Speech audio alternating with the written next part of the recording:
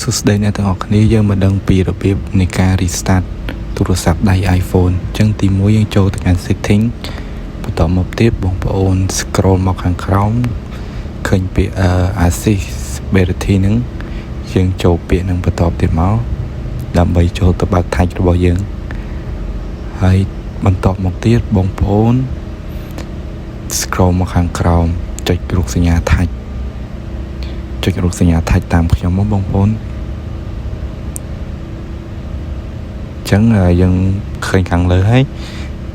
យើងចុចខាងលើគេបោះទៅតែខ្ញុំដាក់សញ្ញាប្រូឲ្យបងប្អូនចុចតាមទៅហ្នឹងហើយយើងដល់កន្លែងចុចបិទបើក touch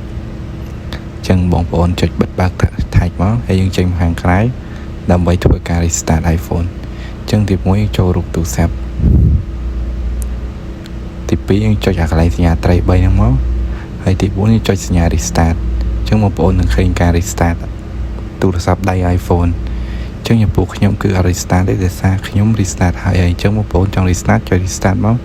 អរគុណច្រើនវីដេអូមានតែប៉ុណ្្នេះទេជួបគ្នានៅវីដេអូក្រោយទៀតអរគុណច្រើនបងប្អូនទាំងអស់គ្នា